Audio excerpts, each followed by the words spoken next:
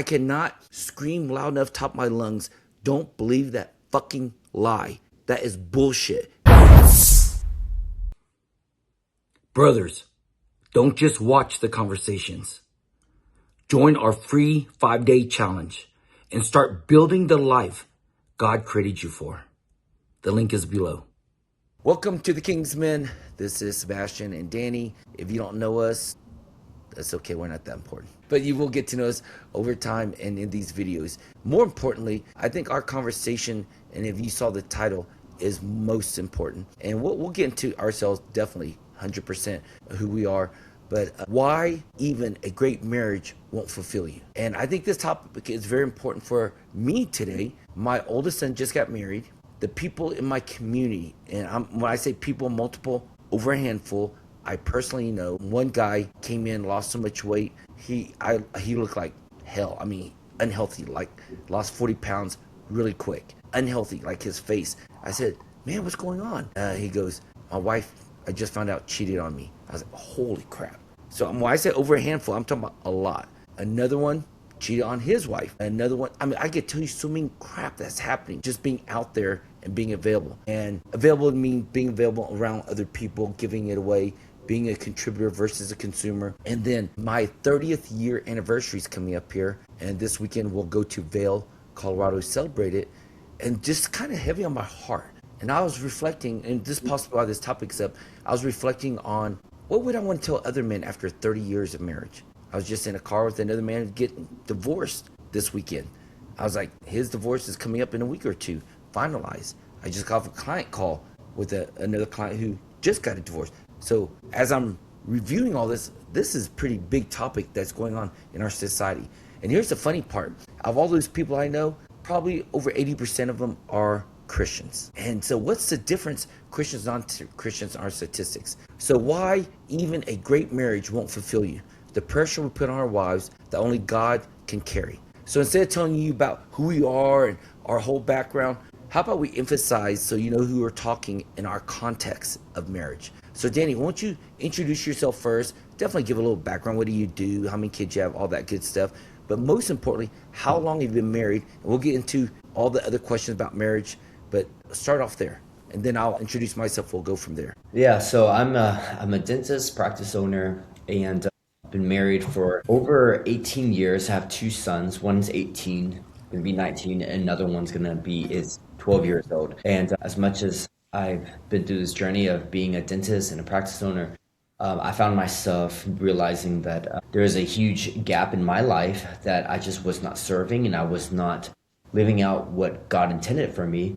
And so when I realized what was missing for me, I wanted to give it back to other guys. So I became a leadership coach. So I work with a lot of dentists, but I work with other dentists, other people who aren't dentists as well, growing their leadership and their faith, family, finance, and fitness. And 18 years, jumping on, gonna be 19 years soon, I think. Okay, just in case some men miss what you said, like most men, we can hear, it doesn't mean we heard. That's called marriage. You said you have an 18-year-old son? 18-year-old. And you've been married how long? 18 years. So my math is not mathing, brother. Yeah, I Tell forget. me more about that. I have children without marriage. So my wife and I, we were high school sweethearts. She became pregnant at the age of 17. So we weren't married or anything. We were just kids at that time. And we both came from homes that were my wife's side. Her parents divorced when she was maybe about 10 years old or so. My parents stayed married, but they were emotionally and mentally, spiritually pretty much divorced as well, and then actually became physically divorced right after I graduated, a little bit after high school. And so, so we were not married at the time, and we were high school sweethearts, but we've been married ever since. So here's what I love about how you shared that. Most men have shame and guilt, but our God is a God of redemption. He redeems our mistakes. And I could totally hear it in your story. I could hear it in your journey. And I'm looking forward to hear it now more in your marriage. And that's our only goal, is for other people, all you guys who are listening in the context of not knowing us and our story, but hearing yourself and what God could do in your story. So that is our goal, okay? My name is Sebastian Wynn, married now, turning 30 years, coming up here next week, July 7th. 3 boys. Caleb's 26. He just got married. Joshua's 25, Seth is 23, and one daughter, Selah, is 15, going on 50. She knows everything. So if you guys have teenage daughters, please pray for me, empathize with me. It is, women are totally different than men raising up. Let's see, was a pastor for multiple years, planted several churches. Most during all that, just a commitment to make disciples, was making disciples and businessmen. One of them said, let's start a coaching business. This is over maybe 15 years ago. We didn't know what coaching was. We just knew God's truth worked for businessmen. We started coaching business over 15 years ago. Probably, no, more than that, because Selah was 15, right? So 20 years ago. Holy crap, 20 years ago. And it's my form of pastoring. I mean, I didn't want to say that for a long time because it's non-traditional. It didn't fit the mold. But in my heart, after I got saved, I knew God called me to be a pastor. I've always been a natural leader, but to be a pastor outside of the church walls and traditional church, man, I hid that from a long time. A lot of shame and guilt, like I wasn't enough. But the work we're doing, Danny, in this context, I've never gone deeper making a disciple. I can name, man, when I went back to Caleb's wedding in Orange County, where I spent 25 years, I met with several guys, and all of them are leading their own groups now. They're doing everything I invested in, they're giving it away. They've been in my trainings. And so it's just incredible what it looks like to be a pastor outside the four walls. I'm actually making disciples who are making other disciples. And this has been the greatest thing in my life. All that to tell you this, that we are going to do something that we normally don't do today. We're going to follow a format and flow. We have an outline, a skeleton, we put the flesh on, but we're going to put more of the skeleton today because we want to stay on topic, and we really think God's going to use this and speak deeply into you. So we're going to dive right into this, okay? So if you're a married man, put your seatbelt on. If you're a single man wanting to get married, you better take some notes. You learn everything you can now and minimize the mistakes we have made in marriage, okay? So here's the opening statement. Most men think, if I could just find the right woman, I'd finally feel complete. Then they get married, and after the honeymoon, they quietly realize something they feel guilty admitting. I love my wife, so why do I still feel restless? The problem isn't your marriage. The problem is what you're asking your marriage to do. Have you made your wife responsible for something only God's promised to provide? Have you made your wife responsible for something only God promised to provide? So here's a question, Danny. You go first. When you first got married, what did you secretly expect your marriage to fix? Loneliness, insecurity, feeling enough, happiness, purpose, identity. When you got married, what did you secretly expect your marriage to fix? I think back because, man, it's about 18 years or so now. But when I really look back at that time period, it was definitely purpose was a big part of it. And we didn't have anything like me. I mean, we had some support from our family and things like that, thank God, but we didn't have very much. And so for a long time, for the first like 10 years or 12 years, I was just building my skill set to be a dentist to provide for my family and things like that. But the whole time I was even going through that process, it was to provide for my family, but it's also like because I want to know for myself too, that, hey, I did my part. I was good enough. I'm living out this purpose that I thought I didn't see growing up. And I think it was because a lot of times I came home in my first podcast, I talked about how my mom was very like, beat up my dad a lot, not beat him up physically, but just maybe emotionally and mentally, not on purpose because out of frustration. And she would say things like, oh, you don't do anything when you never help out. You're lazy, blah, blah. And she was just not, using kind words towards my dad. And a lot of it had to do with his performance. He wasn't living up to her expectation. He wasn't doing things she wanted when she wanted it. He wasn't working, you know what I mean? And things like that. And so I grew up with this sense like, hey, I did not want to live out this frustration of my wife talking to me like that and things like that. And I just saw how maybe it impacted my own father's like self-confidence and things like that, and how they always fought about stuff, like a lot of it was like gambling. But I understand where he was trying to get that from. He was trying to get his self-worth from his gambling, because he was definitely not getting it from being a husband and being a father. So I wanted to avoid that at all costs. So I was like, okay, what do I need to do to make sure I don't go have this uncomfortable relationship. My wife is, speaking down on me, making me feel bad and things like that. I was like, I need to work. I need to perform. I need to do all the things that my dad wasn't doing in order for my wife to be good. And if I know she's good, I'm sure my dad's life would have been much different. And my life will be a lot different. So I went through, schooling, undergrad, dental school, being a practice owner. And I did all of these things to, still to win, and to win, but like, as in like, hey, if I can do this and I'm good, I should be good as a husband. I should be good as a man. I should be good. My wife will be happy. I can provide her whatever she needs. She won't have a reason to, to be in the situation my mom was and have that relationship between my mom and dad. So my purpose at the time was like making my wife happy. And I kept hearing it too. Happy wife, happy life. And I was like, I wasn't a believer at the time. I wasn't a follower of Christ. I was just doing my very best. I didn't have a lot of guidance in that area. So I was just taking whatever I think works and sticks and just running with it and doing my very best at the time. But that's up until I realized it doesn't work. Okay, be more specific. What didn't work? Yeah, it didn't work as in, so this happened. I was the first one out of my dental school to own a practice. That was really very ambitious in itself because I didn't know anything about practice. But specifically, what didn't work in Oh your yeah. marriage? In your Yeah. marriage. I was like, yeah, I provided all this for my wife. I work hard. I'm doing all these things. I've achieved a lot. She's not going to have to worry about food, housing, taking care of, getting our kids what they need and things like that. But she was still not, I felt like I wasn't doing enough. And she was still communicating things like needs a whole nother set of, of needs or wants or whatever it is. And I was like, okay, so I'll fulfill that too. I'll get that. I'll do this. I'll do that. And then it had another set. And I was just like, wow, this doesn't work because obviously our relationship, it seems like it was just going in a cycle at that point. It's like, okay, whatever she needs, whatever she wants, okay, I'll take care of it. Whatever she needs, she wants, okay, I'll take care of it. But I still felt I still had these moments of, whoa, you're not very appreciative, are you? You're like, wow, you're so entitled. And I used to think, God, you're so entitled. Like, you're being so selfish right now. I've already done this, X, Y, and Z. I've already given you this, X, Y, and Z. I should be good. But why does the list seem like it's growing and growing and growing? It's not her fault. It was just with the standard I was even using at the time.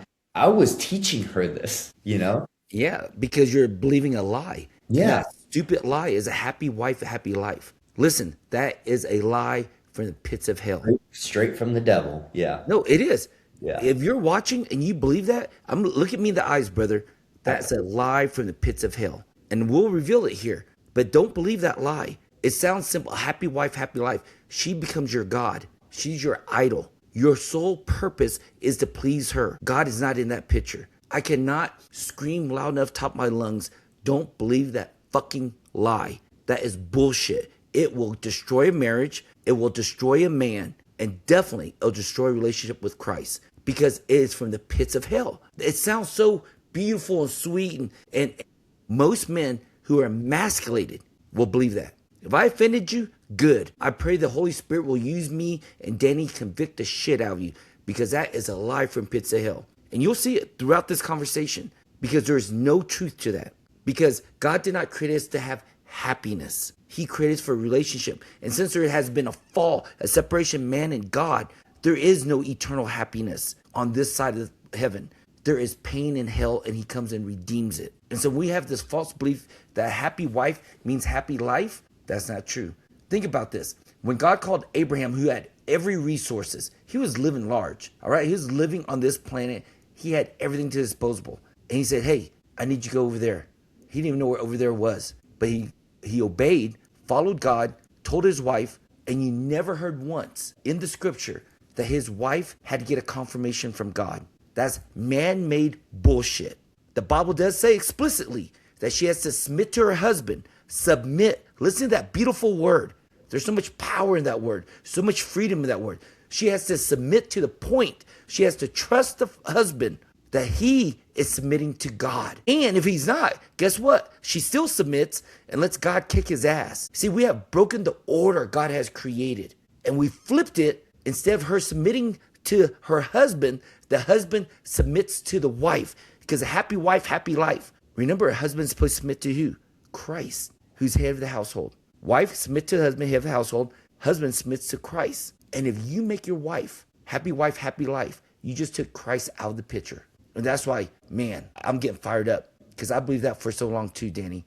And that's what fucked up my marriage. That's what almost got me divorced. Because when she wasn't happy, guess what? Were you happy, Danny? Yeah, I was like, I'm not doing enough. I'm not good enough. You know, I need to do more. And then she's not happy because you're not fearing God. You're not leading the family under Christ's banner, under Christ's order, under Christ's authority, under Christ's priority. And so you guys aren't experiencing God's unconditional love. And so, of course, she's not respecting you, and she wants more of the external, like you said, next level, next set of expectations. And it's just a cycle of hell. And this world has fallen into it. So, man, thank you for sharing that. That really got me fired up, because that's the truth. That's the truth. That the truth is, when we believe a lie, we'll experience hell.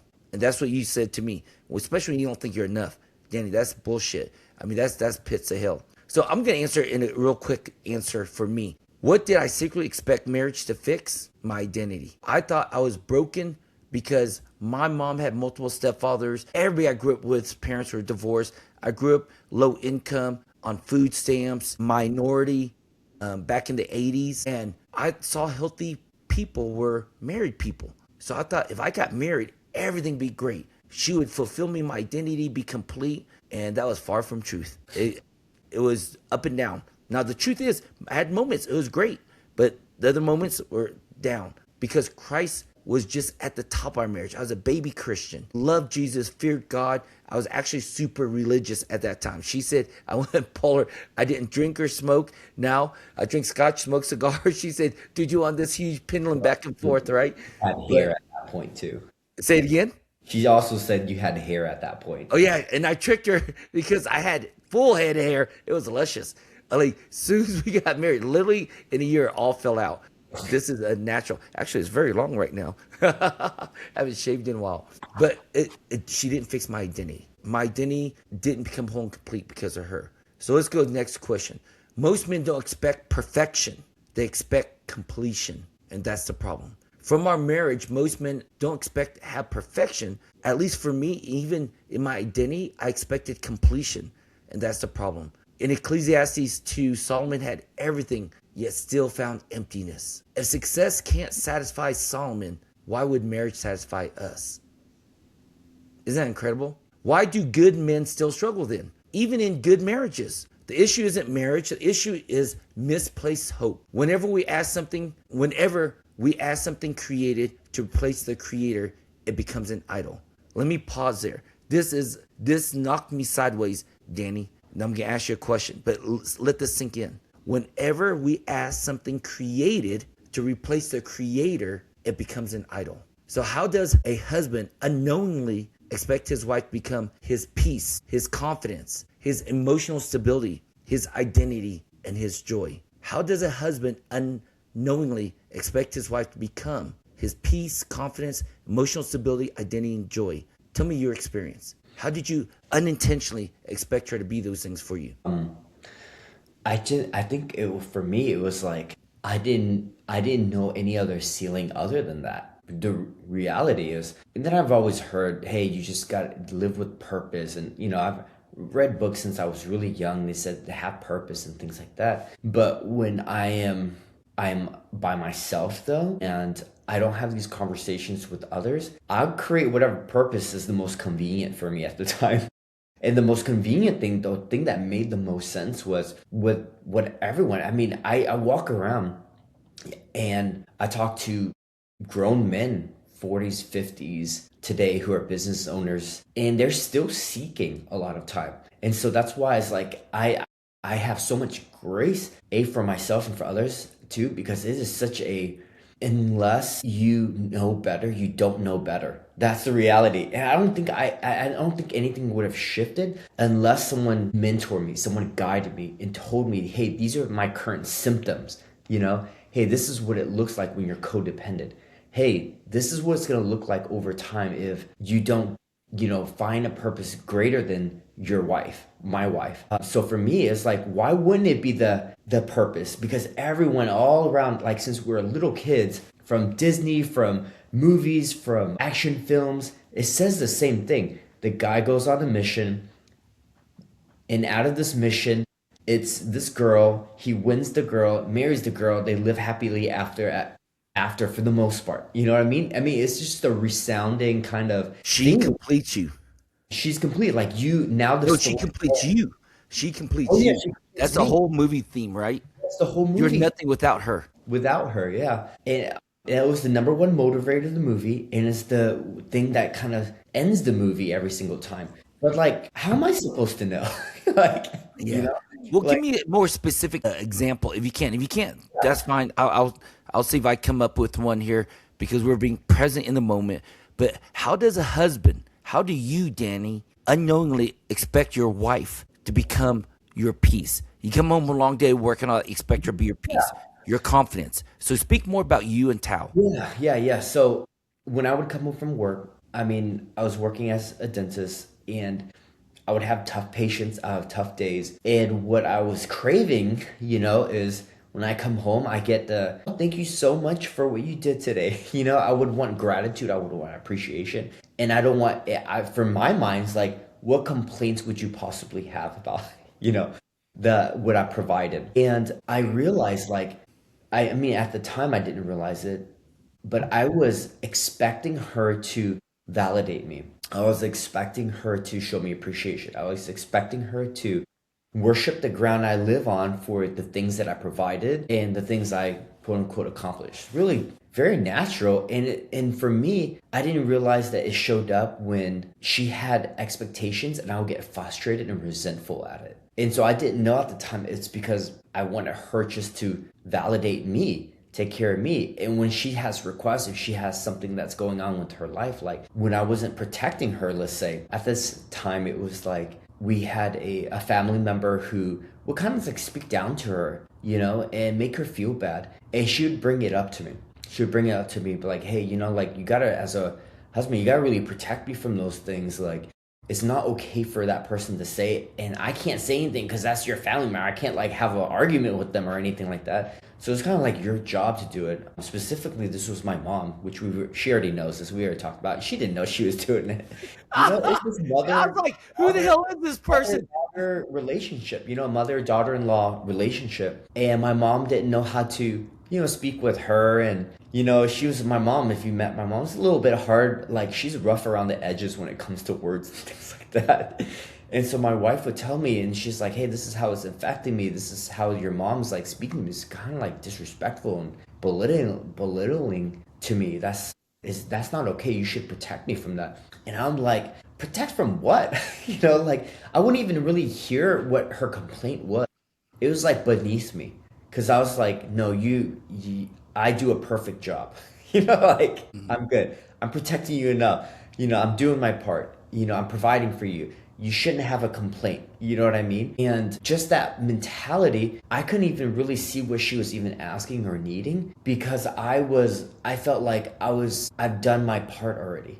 So it would be an annoyance to me. It would frustrate me a lot. And for me, it was like the way you said, I was really worshiping her, like her satisfaction, yes. And I would just keep having to do, but it would frustrate me. It's like, man, it's another thing. It's one more thing that I need to do. It's one more thing you're telling me I'm not doing. Do you see how much I'm already doing? Do you see how much I've already like sacrificed? And that was the script that was going on my head. And it did not work, in that it would lead to a lot of fights, disagreements, her not feeling understood and heard, and me being very frustrated at her that she just wasn't appreciating me for the work I've done.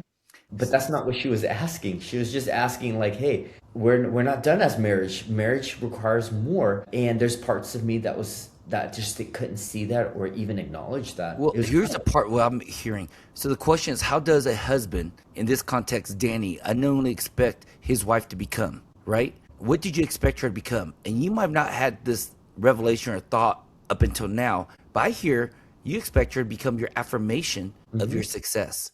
Yeah. And instead of praising you and saying, Danny, you're such a great doctor, you bring home the money, I have no financial worries, you sound just like a immigrant child that no one understands unless you're an immigrant. Because you're saying, I provide you have enough food, shelter. That's what our immigrant mentality tells us. Yeah. Western Americans who never immigrate, they don't think of shit like that. Don't even think about, oh, I provide food. They think vacations and all kinds of crazy stuff, like, because they didn't have that struggle like we did coming off food stamps and stuff like that. But I hear you saying you unintentionally made her your affirmation of success. And if she had any needs, you'd get pissed off because it doesn't affirm that you arrived, you made it, you're successful. Like, wait, I gotta do more. I gotta do more. And so she's just the signal for me, like, did I do a good job? Did I do enough yet? And I was like, oh shit, I haven't, but I'm so tired. It's like, no, but you need to do more. But I'm so tired, you don't understand. It's just like, shit, this is like never ending. Brothers, if this conversation is speaking to you, don't stop here. Join the free 5-day challenge and begin to apply these principles with other men in the King's Men. 100%. I mean, I can relate to you 100% that I need to do more. I think what was missing in my experience in what you're saying was what I wrestled with, I mean, for years and years and years. And I still wrestle with it, different degrees and different intensity, but just having the Father's blessing. And I would, Done enough. You're enough. and I didn't have that. And I would get in these, I would never show it directly, but I would have these moments of like just frustration, like I'm not doing good enough at that. I would just go in my backyard and like break a chair or something like that. I'm so frustrated. But the scary thing is, and I don't think most people say this, it's like I would even say like, wow, it's her. She's the problem. She can't appreciate me. Whoa, what if I was like, what if, I get attention from this girl, she appreciates me and things like that. And that's not a healthy way to see it. But because I was expecting her to give me something that she literally, it would be not possible for her to fulfill. And I'm trying to take that and I would translate into other things. Well, my business appreciates me. Oh, my team appreciates me. Oh, this girl appreciates me. Oh, she's giving me this attention. Oh, this person appreciates me. And I just move that affirmation from one place to another, depending on what's most convenient for me and where I'm getting it the most. But I mean, I didn't know I was doing it naturally, but I would start blaming her that she's the problem. 100%. And you're right. I don't think most men would admit that, but this is what most men do. And it's evidence based on results. That's why we say golf is a widow's, widow, you're a widow wife? Golf wife? Widow wife? Yeah, something like that. But you change it. Golf today could be pickleball. Tomorrow it could be your career. Next day it could be your friends. But anybody that gives you appreciation, affirmation, that bitch, ungrateful bitch doesn't give you, right? Because that's what we feel like. We're so angry at them. We're like, man, I provide all this and you're ungrateful. And that's the truth. That doesn't mean it's right, but that's the truth. That's what we feel. That's what I feel. That's what I deflect, defend, and deny. And I don't see God speaking through my wife. I said, she's the issue. Because listen to this quote. I'm telling you the quote that really knocked me sideways. Whenever we ask something created, a wife, to replace the creator, it becomes an idol. Well, you know what? I've got enough church. I'm culturally assimilated enough to realize, let's not blame the wife. So let's create another idol. My job, my career, my hobby, my friends. And the job is the easiest one because it's providing, we can control it, but it becomes an idol. We worship it to give us what? The peace we're looking for, the confidence, the emotional stability, our identity, and even joy. Now watch this. Your wife doesn't give it to you. Work doesn't give it to you. Your hobbies don't give it to you. And I love what you said, very transparent, very honestly. Then any woman that looks at us with a half approval, we run to her because we're so thirsty for a drink of affirmation. And that's how we get in trouble as men. And without this self-awareness, so many men are being led to the slaughter. The only one to give us this wholeness, this complete, the peace, confidence, emotional stability, identity, and joy, it's God. Even when she disappoints you, not because she's failing, because she can't carry the weight she was never designed to carry, God won't disappoint you. So I'm going to shift into these promises and of God. And I want to ask you, not long, just quick thoughts. Once I read a promise, I want your gut reaction, Danny, your gut reaction to that promise. Then I'll give you my gut reaction. Ready? First one, I will never leave you. Hebrews 13. Your wife can't promise that forever. God already has. So how does knowing God never leaves you change how you love your wife? How does knowing God will never leave you change how you love your wife? It gives me confidence and grace knowing that I can mess up. For me, it just knows like it allows me when I hear that, it gives me personally rest because my whole life I had to work, provide, perform for the most part. And by hearing that say, hey, I don't need to do anything to earn this rest. Dad's already got me. God's already got me. Okay, He's that's not part gonna leave one. me. But part two is this. How does knowing God never leaves you? Okay, you shared that. But how does it change how you love your wife? Yeah. For me, it's like I get to now pour that onto my wife. For me, so if I know God never leaves me, for me it's like, man, there's a God out there who designed both of us, made me for who I am, loves my daughter, loves my wife just as much as he loves me. For me, it treats my wife with a lot more grace personally. Like I'm not expecting the whole world from her too. Like expect everything from her.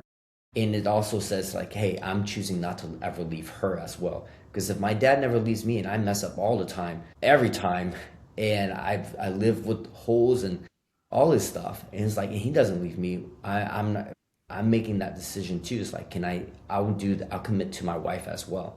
So for Yeah, us, it's more grace. more grace. For me, it's a little different because of remember you married 18 years. I'm going on 30 this weekend. I'll be 30 years. I got to a point where I see how God has served me, and it's funny because I'm 55 now. I see Him serving me in my health mostly. Like, damn it, I got up this morning. I'm breathing. Excuse me. My body's not hurting. No, just the health, my health, and it's amazing. Hear the sound. And see, say again. Gratitude. Gratitude of Him serving me, rising the sun, setting the sun down. I was in the mountains yesterday, just providing all this beautiful nature.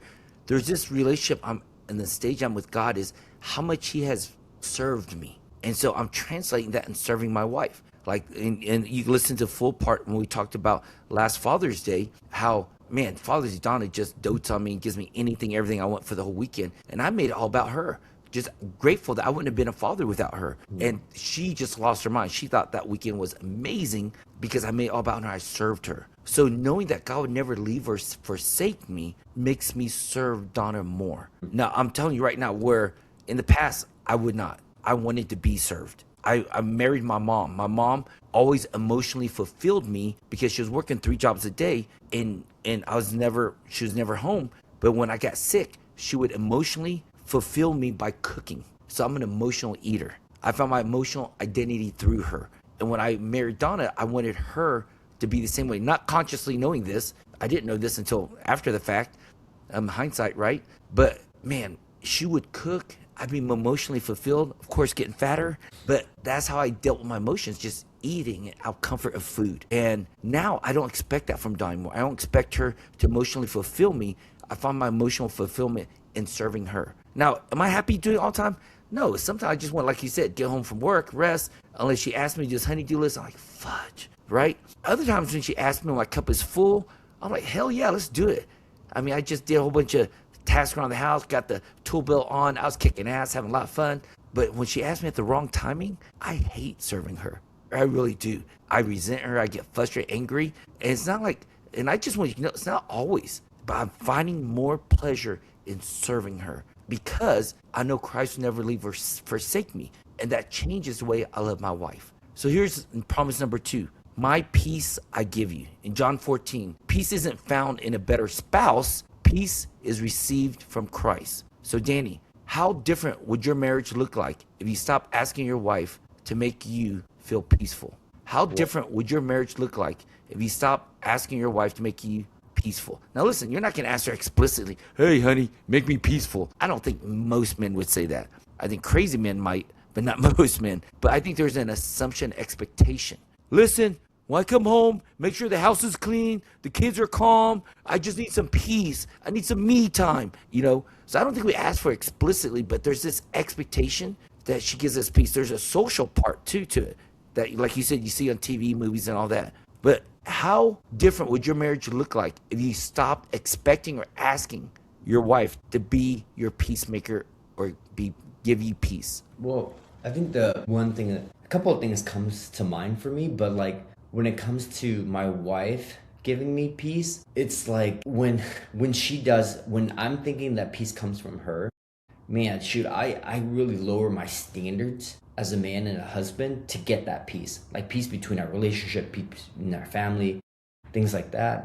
But when I know that my peace doesn't come from her, I'm willing to take more risk in our relationship and marriage and our family, leading our family, knowing that like, hey, it's my peace is not gonna come first. She might not like this. This might cause some friction. This might make her a little frustrated. And one thing was just like something as simple as my son getting a gun. He's 18, got his license to carry. We just picked up his gun this past weekend, and there was not a lot of peace about that because my wife was like, well, he's too young, it's too dangerous. What if someone comes over, grabs his gun and shoots himself? And we're all like, whoa. It's like, yeah, it could happen. But my wife did not want my son to have that. But my son's a man. He's a man. He's gonna be 19. He could die for our country right now. He's a very responsible young man as well. And for me to raise my son into a man who's self-responsible, has self-confidence, who takes risks and is just like bold in his faith, he's got to be treated like the leader he is and the man he is. But that's not going to happen if I based it off of if my wife felt peaceful or not about it. And so we had these moments of a lot of tension, and she did not like it. And then my peace was, okay, what I needed to go to God on this one, and she needed to go to God on this one. Not for me to feel if she's at peace, then it's a good decision. So for me and my leadership personally, I can't lead my family when I'm basing it off of will my wife feel comfortable or not? Will she have peace or not? And then I would have peace. I know that my peace comes from God in living out his word and doing his will and building disciples in my family and outwardly. And that's my peace comes from what God has said about that. And he gives me rest. And I know sometimes it requires a battle. It requires a battle with my wife initially, but does it serve God? Does it serve the kingdom? And that gives me a lot of confidence knowing that I'm not, I don't get emotionally riled up if she's not at peace. And that's what would normally happen. If she would lose that peace between us, maybe she would withdraw. Maybe she would give me the cold shoulder. Maybe she would, say not great things out of fear or frustration or whatever it is. And I'm so okay with the fact that that's her journey too, that she doesn't need to look us or she doesn't have to have peace before I make decisions as a husband and as a leader for the family. So her emotional state doesn't dictate the decisions I make. So here's what I'm hearing you say. How different would your marriage look like if you stopped asking your wife to make you peaceful? I hear what different would look like in your marriage. You'd have healthy conflict. And I think let's just sit on that for a second. Most men strive not to have any conflict. Happy wife, happy life. See how much bullshit that is? You have to have conflict. That's where iron sharpens iron. How's your wife going to trust God more if you don't lead her saying, hey, you're right, he's 18. A lot of dumb shit can happen, him owning a gun. But look how mature he is. That one, he picked out his gun. Two, he could have a concealed carry permit. He had to pass that test. He had to pass that background. And three, either we let him go to the military and they teach him, or he might get drafted, or we could be responsible parents and teach him. That's conflict. You're conflicting the lies that she believes in. You're conflicting the fear that has covered her. And here's the truth. Fear is the absence of love. There's no Christ in your conversation when fear dominates it. And you get conflicted. You need to have confrontation with it and insert the love of Christ in it. Accidents happen every day, but this is opportunity for you to raise your son, who is extremely more responsible than most men his age. So I totally agree with you. But just think about that. If most men would not be afraid to have conflict with their wife and confront the lies that's destroying the marriage and her own personal relationship with Christ. Because true love has no fear. And fear is the absence of love. And Christ is love. Think about that. You're doing something that's so powerful That takes so much commitment. But first, it had to come from you getting peace from that you're accepted in Christ, that his peace he gives you. So thank you for sharing that. You are already accepted. Ephesians 1. Many men chase respect because they don't believe they're already accepted by the Father. So Danny, how much pressure comes off your wife when you stop looking for her for approval? How much pressure comes off your wife I think when you stop asking her for approval? this is what pressure looks like for my wife. I don't know if the guys listening, their wife might have a different version of pressure, but for my wife, pressure looks like I'm making her do just as much as I am. You know what I mean? And she gets really upset because it's like it's not her timing or anything like that. But it's like this, like, you're not doing enough. Hey, you gotta do this better. You gotta, like I became very like I can be very. Let me interrupt you, brother. Let me get real practical here. I know you enough. I'm going to tell you what pressure looks like for your wife. Are you ready? Yeah, she has to walk the dog. Yep. Yeah. She has to order DoorDash. Let's get real. That's what our fucking wives look like in United States of America today. That's their pressure. Shit, my curtains aren't matching my furniture. Let's not bullshit. That's their pressure. Their pressure is, oh, we got guests coming over. The house looks like a mess. You have a fucking house. Let's get real. Their pressure is not freaking pressure. We live in Western America. There's countries right now we're having war with. Their pressure is where we can get water. Where we can feed our kids. There's a forest fire going on right now in Utah and Colorado. Pressure is we're being evacuated. Our houses are being burnt down. They don't even have home to come back to. So let's get really serious here. What the fuck? What kind of pressure they go through, really, that we put on our wives? Think about it. The pressure put on our wife has nothing that they should be carrying, but why do they feel it? How much pressure comes off your wife when you stop looking for her for approval? Your approval that you're sufficient, you're enough, Danny, that you make all this money, your family should never worry again. You guys have arrived. That pressure. But look how it manifests in these little dumbass pressures that they carry. Little dumbass things. Like, I've never seen my wife like a chicken her head cut off more than when we have guests over. Why do you have to put this pressure that we got all of our shit put together? I love our house messy. Have you ever read Proverbs? Have you ever read in the Bible? It says a clean barn, right, has no results. A dirty barn shows productivity. If you're going to fucking do work, your house is going to be messy. That oxen, that pig, they've been in there working. And when they come back into the barn, it's going to make the barn messy. But we are so insecure of our identity that we put this pressure on our wife. Or we allow her to have her own natural pressure from the world to look perfect. Speaking to that, because the guys watching, we don't need this philosophical bullshit and answers. Give something practical that even one example of the pressure your wife probably feels because you put it on her so that you feel accomplished, accepted, approved. See, do you see the difference? The angle I'm going at here? It's not this bullshit religious answer. Yeah, she has a lot of pressure because I put it on her because I have all. No, that's true. But you know what? They can read a book and hear that. They can listen to podcasts or audiobook. How about from Danny? Because I'll tell you honestly, the pressure I put on my wife, honestly, is food. Because I realize it's an emotional identity for me. It's emotional comfort for me. So I always put this pressure on her and tell people she's the best cook in the world, and which is true. But I didn't know this till recently until I sat in my shit. But listen, I tell people we moved to Colorado Springs, which is true, and we were willing to because food here sucks like dog balls. But she could cook like amazing. We're from Orange County, California. Best food in the United States of America, in my opinion. Most ethnic food, best prices, so much competition. We left all that for a place that all the food here sucks. But my wife can cook. Look at the pressure I put on her. And I realize that's my issues, not hers. She hates cooking. You ask her, she hates, and everybody says she's the best cook. But she hates it. She only does it because what I'm realizing now, because of pressure I put on her. So now it's just me and her. Selah doesn't hardly ever at home. She just said last night, like, I'm home 80% of the time. I mean, I'm gone 80% of the time, right? And she eats like a bird. So guess what I eat now? A lot of Trader Joe's microwave food. I don't put that pressure on anymore, but I did. How much pressure comes off your wife when you stop looking for approval? And the approval I acknowledge and I recognize I wanted from my wife was emotional. And I'd eat my emotions, my emotional identity, my emotional comfort, my emotional security would come through my food. Some people drink it. Some people work it. Some people do. Mine was eating it. We were poor. We had good food. My mom, food stamps came in. She went shopping. We ate like kings. And it was comforting.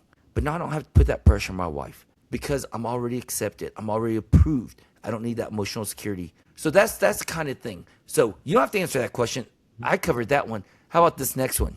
God's promise. Number 4, seek first the kingdom. Matthew 6. Everything else is added when you first seek the kingdom. Marriages flourish when it's no longer first. Listen to this. Marriages flourish when it's no longer first. What changes when Christ becomes first again in your marriage? Now, for those you watching, we have 5 domains that we believe a man needs to work on. Most men will work on 1, some will work on 2, but the king's men work on all 5. Faith, fitness, family, finance, then fun. In that order. Faith is first. Faith is your personal relationship with Christ, your spiritual connection, and it manifests in your purpose in life.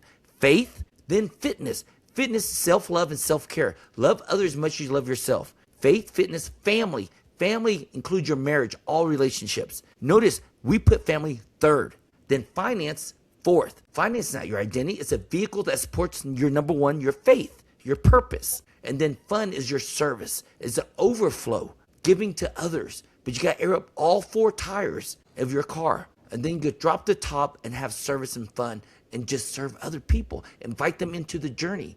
But there is a process. The Bible says love others as much as you love yourself. And to love yourself, first it has to be faith, your relationship with Christ. Then your relationship with yourself, self-acceptance, self-love, receiving forgiveness of Christ, forgive yourself. Then third is your marriage. Now listen to that. We said third. I just contradicted most churches here in America. I just spit in their face. I confronted them.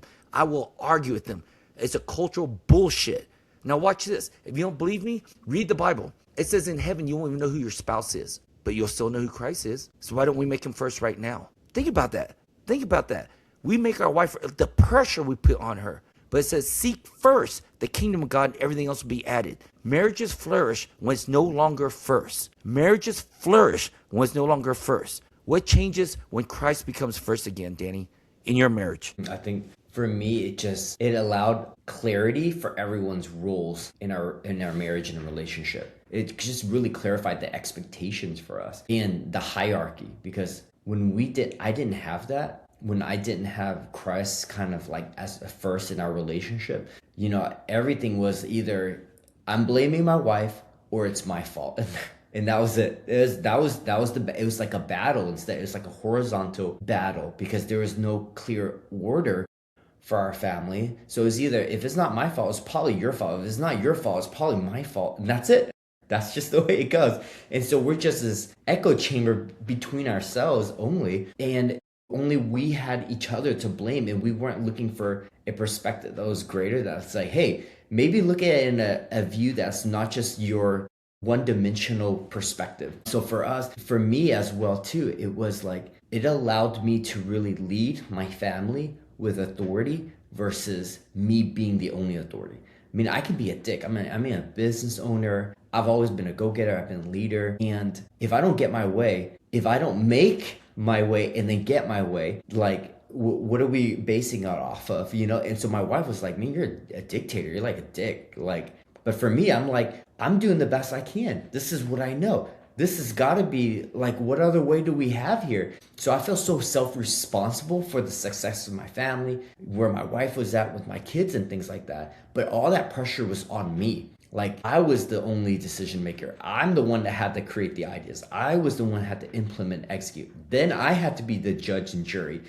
And it was just like, oh my God, this is a lot of hats for like one person. But it was a lot of pressure in my marriage because I was like, I need to be perfect. Because if I didn't, then my wife and kids would suffer. So I put a lot of pressure on myself. And that pressure, no one told me to do it. I just felt like that was my responsibility and duty. And so when I did it God's way, it's like, hey, let's focus on God first, with my relationship with God first. I took so much weight off of me leading my marriage and relationship. I still lead my marriage and relationship, but now I'm like, okay, God, what do you want me to do about my marriage? How do you want me to treat my wife? How do you want me to raise these children that you've given me? And it becomes from a place of a lot more stewardship versus like ownership.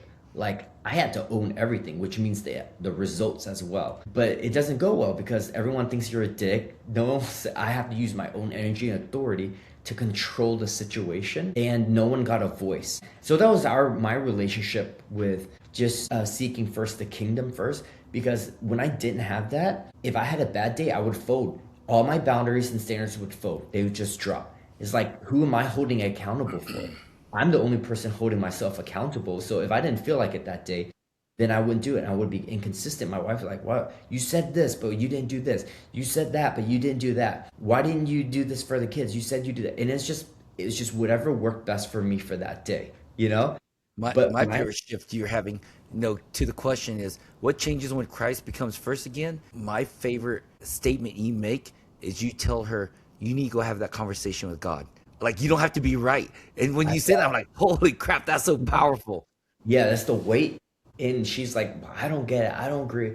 Blah, blah, blah. It's like, hey, listen, like my obedience goes to God first, and even if you don't understand it, I still got to go with this one. And you're just going to have to go to God with it. And it's just, what else is there to argue about? You know what I mean? So it takes the weight off of my marriage and leadership, leading my family, because I'm not doing it alone anymore.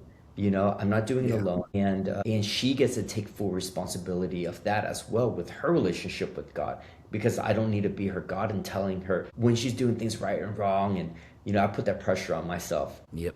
So for me, answering the question, seek first the kingdom in Matthew 6. Everything else is added. Marriages flourish when it's no longer first. So what changes when Christ becomes first in my marriage? So first of all, the kingdom of God, we can summarize, has order, has authority, and has priority. When I make it in God's way, I allow my wife to make more mistakes. Her mistakes were always a reflection of my insecurity, of my leadership, or my influence. So now when I make God first and his kingdom first, his order, his authority, and his priority, when it becomes mine, my wife has all the room to be a mess up, all the room to make mistakes, all the rooms to not be perfect. And I know it's because I've given myself that permission, but I've given my wife permission, and we don't have as much conflict. Like, she does a lot of dumb shit. Any man watching this says your wife doesn't do dumb shit, you're a liar. I'm gonna say it right now, you're a liar. Because when you bring two human beings who are opposite together, there's always clash and conflict. That's why iron sharpens iron. We are so different. And women genetically are different than men. We're instantly always in conflict. If you tell me that your wife never makes a mistake, she never pisses you off, then you're a liar. You are hiding. You're hiding behind the lie that if I say that, I'm a dick, what kind of person people think I am, and you more care about people's judgment than God's truth. The truth is, if your wife doesn't piss you off, you're not present. You have to see that. That's why we need Christ's intervention. That's why we need to make Christ first again. And for me, when I make the kingdom God and God first, my wife has all the room to have a personal relationship with him, make her own mistakes, let him clean up, not me. And our marriage has been great since. And I'm telling you, she does so much dumb shit that annoys me just by being her. And it's not even her. She's just, it's not her. Like, it's just what she does as a human being that I don't do. And I'll give you one example. It's been like, okay, she went to see her sisters. This is several months ago. And we have at least, we counted, me and Selah, my daughter, 14 trash bags of clothes. The boys' clothes, Selah's clothes, Donna's clothes, my old clothes, and we're going to give them away. But she wanted to go through them all first, and we're going to give them away and all that. And I thought I'd be a great husband and throw it all away for her while she's gone. She hasn't had time to go to the donation place and all that. So I took them all, and my friend goes, hey, you could sell them at the consignment shop really cheap, just make some money and go date night with it. I go, oh, that'll be fine too, right? There's a place that did that. So I was taking the pictures, saying, Donna, hey, I'm going to take these and do this for you as a gift. She lost her mind, Danny. Oh my God, no! I gotta go through all those first, all that. And first thing I thought was immigrant mentality. Are you fucking kidding me? It's been a year these bags been sitting here in these rooms just all over the place, right? So I took them out. I already threw them down from upstairs, downstairs. The kids, Selah and Seth are like, what the hell? Now we have to do work, right? So I got them moving the truck and all that. Donna shits in her pants. I get the kids moving back out of the truck into the house, into the other room. It's been sitting in that room for like 3 months. She said, I'm going to work on it. So she brings it into the living room so she can look through it while she's watching TV. Cool. It's been sitting there in the living room for 3 months. Over almost 2 years now, none of that has gone anywhere. It drives me freaking nuts. I could talk about all the dumb shit she does all day long that annoys the hell out of me. I'm sure she could sit here and tell you all the dumb shit I do annoys the hell out of her. But guess what? All that gets washed under grace. We make the kingdom of God first. We're human beings. We're going to do dumb shit. But the truth is, can we acknowledge our dumb shit? Can we acknowledge their dumb shit? And if we can, just think how much more love that is. I can still love you with your dumb shit. I mean, just really sit in that. We don't talk about that enough. Oh no, protect me, honey. Your mother-in-law is saying I do dumb shit. Well, maybe you do. But how about I don't protect you? How about I teach you that God's already protected you and you don't have to have any fear of man? See, we don't have to protect our wives. That's all dumb shit. He protects her. Our job is to point her to him. And that's what we're going to close with. So here's another one in closing, Danny. Our Kingsman framework is this. Consumer husband will ask this question: what is my wife doing for me? But a contributor husband will ask, how has God equipped me to serve her today? So these are the questions I want to close with. You can answer one, okay? How does a consumer drain a marriage? How does a contributor strengthen one? And what does God model? So you don't have to answer all three, but I want to close with this: the distinction of the Kingsman versus others, okay? We believe there's two types of human beings on this planet: consumer and contributor. And then there's a blend of both, obviously, right? There's no black and white 100%. Only Christ is Lord. Everything else is gray, okay? But as a consumer, a man asks this question: what is my wife doing for me? But as a contributor, one whose cup is full, one knows has purpose and plan to serve others, follows Christ, how has God equipped me to serve her today? So I want you to answer one of these three or blend all three together, but your closing answer. How does a consumer, you want to talk to a man who may be asking that question: what is my wife doing for me today? Or you might be talking to a man who says, how has God equipped me to serve her today? But how does a consumer drain a marriage? By asking that question: what is my wife doing for me today? Or how does a contributor strengthen marriage when he asks, how has God equipped me to serve her today? In your experience, speak to one of those men or both of them, but give a word of blessing, a word of encouragement, a word from your own mistakes as we transition and close out this conversation. As a contributor, I'm talking to a contributor, and every man who is, not every, but yeah, every man who has a wife right now who wants to, submit to the way that God wants us to treat our wives, my wives especially. It's that our wives are in our lives for a reason, and it's not an accident. And if they're in our lives right now, that means we are already fully equipped to steward them, to support them, and to lead them towards God. And for a long time, I thought contributing meant doing more for my wife, doing more. For me, a contributor looks like now as, how can I lead her more to Christ, more and more Christ? How can I point her in all the little things and all the big things? Because her mom's, her grandparents are getting in an older age, 86, and she's starting to take care of them and lead them and do their doctor's appointment, help them sell their house, and doing all these things for them to take care of them. And then even in these times as they're getting older too, it's like, how are we using that to point even to God? That God has given her the ability to do these things, to be able to take care of her grandparents. So it's just all these little things. We're fully equipped. It's just sometimes, at least for me, I move so fast in my day-to-day. I'm so busy. They don't catch these little situations where I can point my wife more towards God and what God's doing in her own life, so that she can see that her life has purpose too. At least that's for me. It doesn't mean doing more by any means. It really means just leading more by redirecting to what matters. And even if you're doing more, it's coming from a healthy place, because it's coming from the wellspring of God's energy, because you're already a great husband. What do a great husband do? You don't have to, like you said. So it's not, the misnomer or lie is not you do less because you're coming from Christ as a contributor. No, your cup is full, you're overflowing, and you're doing more. Yes, but you're doing more because you're already a great husband, not so that you become a great husband. So you can't measure being a great husband from how much you do, or being a bad husband from how much you do. You measure, where's it coming from? Are you still trying to earn a great husband, or are you already a great husband? Look at Christ. He did a lot, because that's what a Savior does. He didn't do all that to become a great savior. No, he did it because he was already, and he stepped out of heaven, came to earth.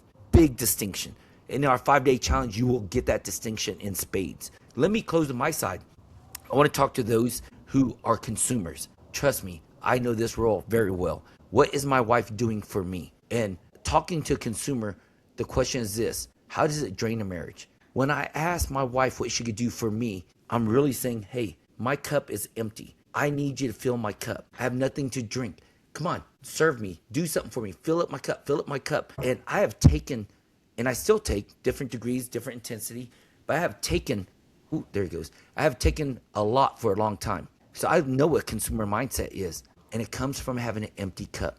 I was never taught, like you were talking about earlier, never taught. No, when I started going to church, it said, do your devotional. What the hell does that mean?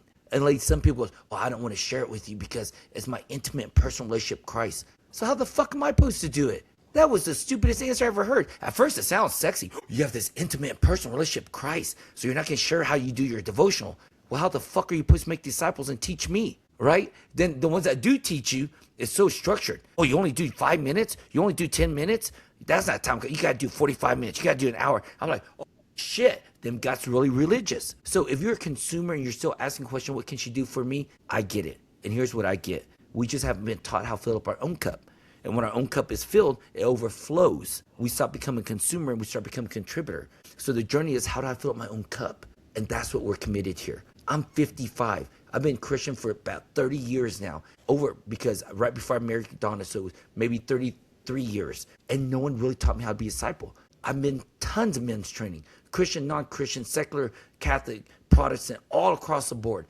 Spent 10,000 a year minimum for a season just on trainings and journeys, and more, and a couple times 100,000 a year because I was paying 10,000 a month for coaching because I just didn't know if I was a man. I needed that affirmation, and none of those things.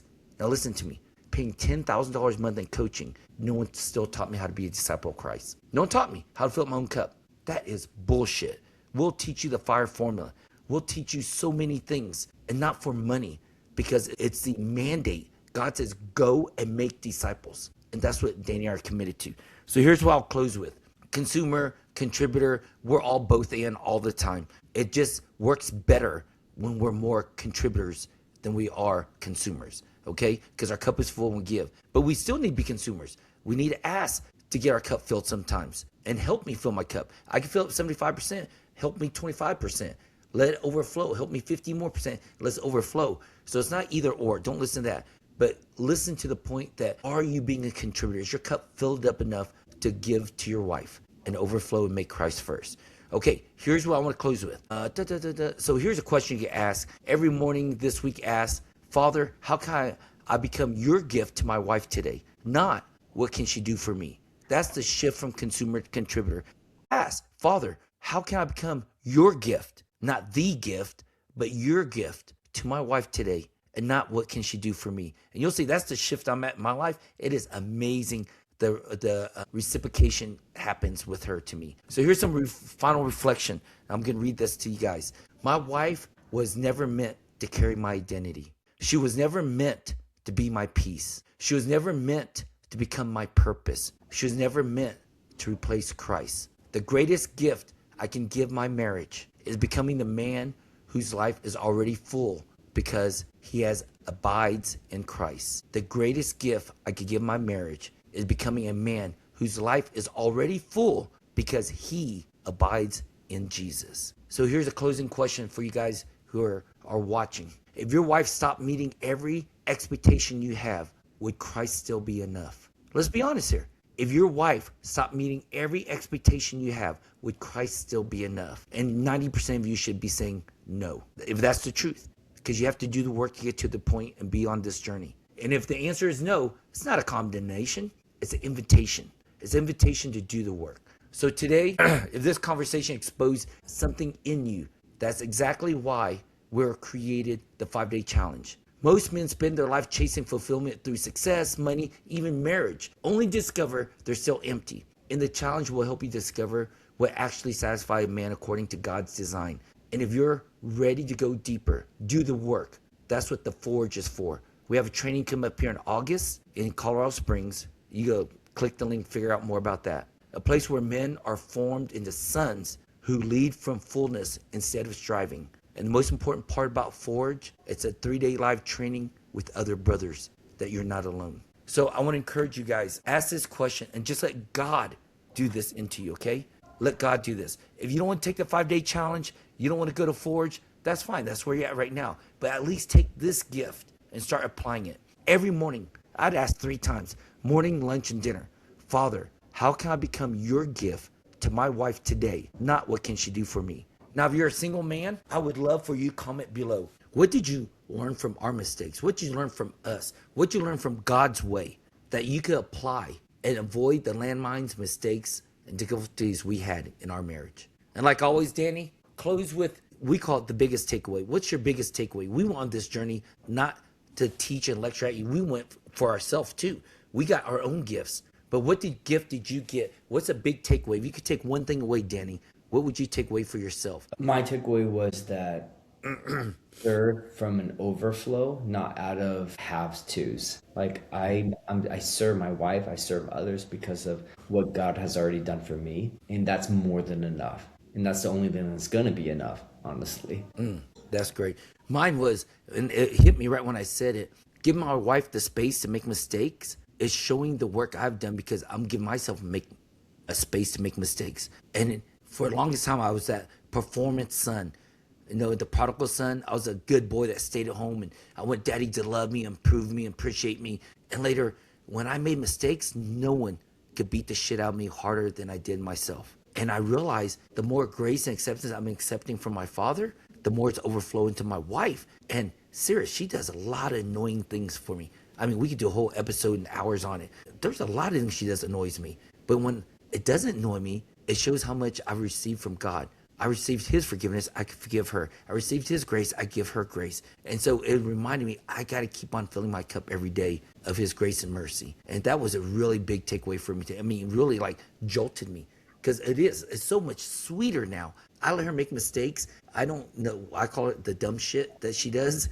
It doesn't annoy me as much. It triggers me, it activates in me, but I don't lose my whole day from it. I don't get in a fight in our marriage from it. I don't nitpick fights from it. And it's been amazing. And I realize that's because I don't beat myself up anymore as much. I still do, not as much. In pickleball, I definitely beat myself up a lot. I make dumb mistakes, and you should see the yelling and screaming. All right, brother, thank you for going on this journey. Men, I pray, hope that this fed your soul. It's one way to fill up cup. I beseech you. I love that biblical word because no one says it anymore, but it sounds really cool. I beseech you. I beg you. I implore you. Hey, take the 5-day challenge. It's work of 30 years of being on this journey. It's changing from a consumer mindset, take, to giving. Be a contributor to this world. Be a stripe on the beach ball of life, and add your stripe, your uniqueness to this life, and make it better. And it glorifies God. That's the big question most religious Christians says. Oh, it's here to glorify God. No, my purpose is to glorify God. Now ask them how you do it. I don't know. Well, be uniquely yourself. Paint your unique stripe on the beach ball of life, and God's glorified. Because people are going to see, wow, you're a pretty dumbass. And if God could use you, man, he's glorified. If he could redeem your dumbass stuff, he's an amazing God. That's being uniquely us, showing our flaws, our faults. He doesn't come for those who are well. He comes for those who are sick. And he says, come to me, those who are weak and weary, and I'll give you rest. Do you ever realize that? If you are just vulnerable enough to show people your mistakes, God is glorified. That's your unique stripe on the beach ball. So I invite you, go on this journey, take the 5-day challenge. It's free, but I tell you what, it's an expression that Danny and I have been working on to stop being takers, become givers, and it sets you free. Have a great day. Brother, if you're ready to stop doing life alone, then your next step is simple. Join the free 5-day challenge inside of the Kingsmen HQ. Then, when you're ready to experience true brotherhood, apply for the Forge. We'll see you inside.